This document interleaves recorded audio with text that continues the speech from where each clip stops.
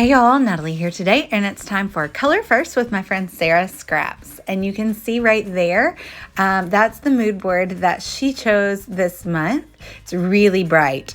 So I went through my photos of stories that I have been meaning to tell and haven't quite gotten to yet. And I have this one of us playing with my old Barbie stuff, and I wanted to tell the story. So I grabbed a very pale pink background paper, and that's the middle color there in the Color First mood board. And then I kind of gave my photos like a pink tinge to them when I edited them. I have 3 photos. One is like an above shot of my youngest son playing with my old Barbie toys, and then one of the 3 of us kind of sitting there playing.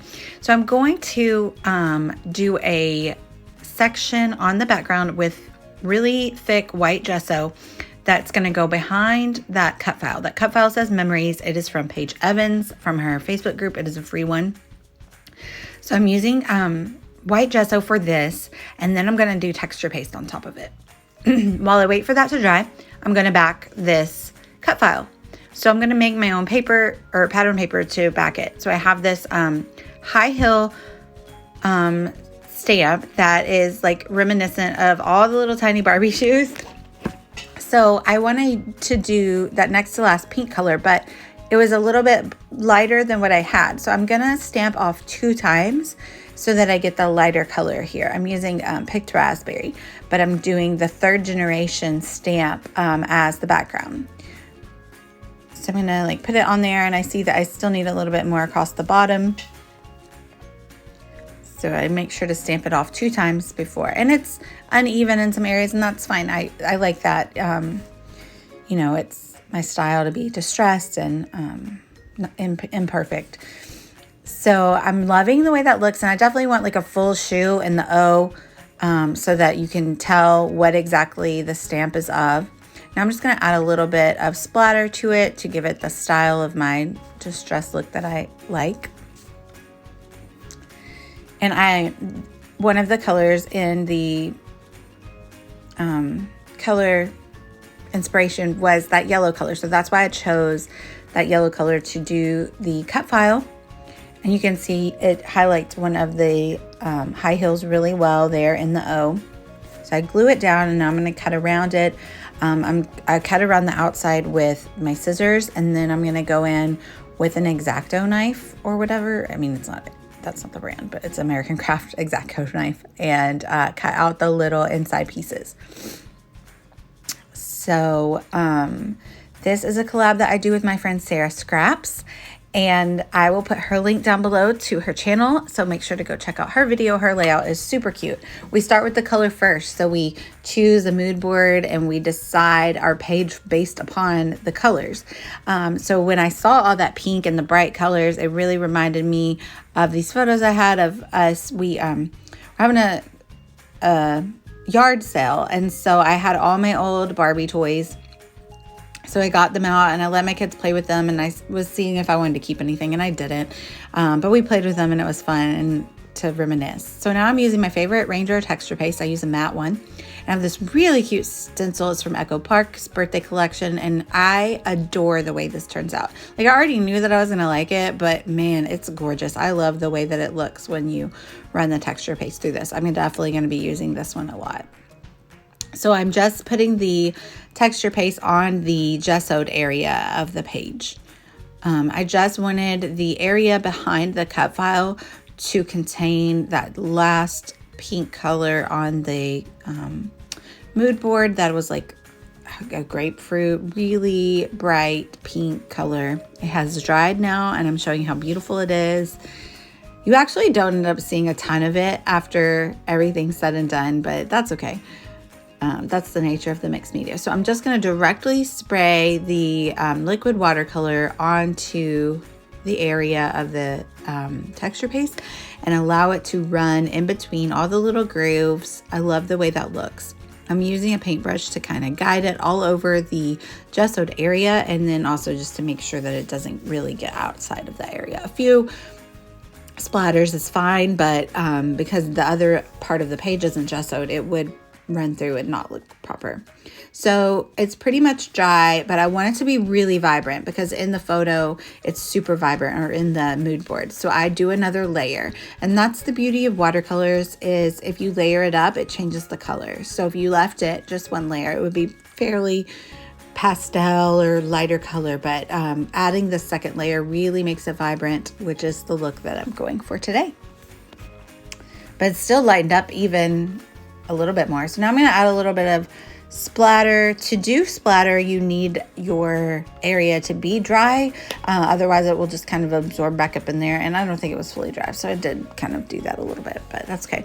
I put a bunch of foam all over the back of the cut file because I do want it to pop up off of the texture paste. And that's kind of the way that my page is going to look. I did my text. I had a lot of it. And so I just kind of did a really long text box underneath the cut file, and now I'm going to use that same yellow, and I didn't quite have enough to give a good border, and I thought, well, why don't I just like make it seem distressed? And so I took out a chunk on the other side, where on the bottom right there was a chunk gone of it, and then I actually really like the way that looks. Normally I try to stay like all proper and straight edges when I'm like giving a border to something, but that doesn't always have to be how it is, right? So I changed it, and it's fine, and I actually really like it. And so since I have the distressing on the background there of the cut file, it kind of like leans to that, because I didn't like make the edges of that other yellow paper like rough or anything. So I have the distressing inside the cut file, and then the distressing of the border around the words. So I took all of the backings off of those foams. I didn't make you watch me do it all because it was a little time consuming. And now I've also die cut the word childhood, out of that same yellow. And so I'm just using the D, which is a tall one, to judge where I want to put my photos, because I do want it to touch a little bit on the photos right above the word memory. So it's going to say childhood memories. And I stick down the main photo, the big photo there, but I do move that a little bit later when I'm embellishing. But it hadn't stuck down too bad. It didn't rip the paper anyway when I ripped it up. Pulled it up, and the embellishments that I ended up putting would have hidden it anyway. So now I'm going to use my Nuvo adhesive to adhere down the additional part of the title. I used Heather Dyes by iCrafter, and those were enabled by Sarah to me to buy because they're so cute. She had them, and I was like, oh, those are cute. I need those. So childhood memories, because I talk about my memories of playing with Barbies growing up and how much I loved them.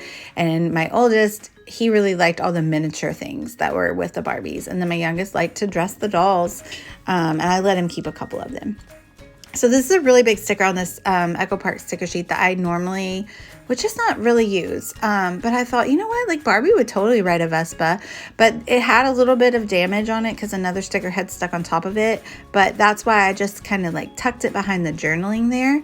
But it's so cute. And I was like, that just is pink and it's bright and it looks like something a Barbie would use. I tried to fit the pineapple on, but the yellow was not the same yellow that I had used on the rest of the page, and it just wasn't working for me. I didn't have a good spot for it. So I definitely, I took that off, but I decided to go with this sun. And even though it is the same color yellow, it's not touching the yellow, so I'm okay with it. But Barbie is like sunshine and happiness, right? So I just go through my stash and I add in some like pink stickers and some yellow stickers and just anything sunny and bright that reminds me of Barbies. And then I also had this other little stamp that I had done.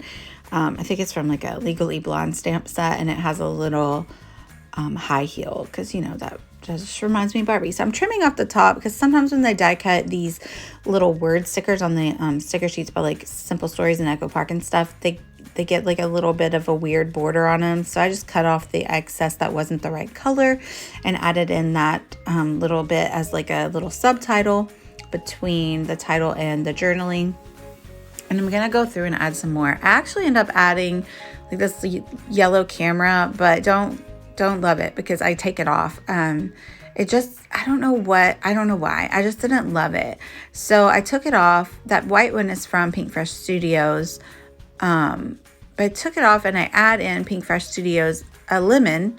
And I had this other ephemera pack, and it had like citrus fruits in it, and it also had some flowers that were just the right colors for our mood board.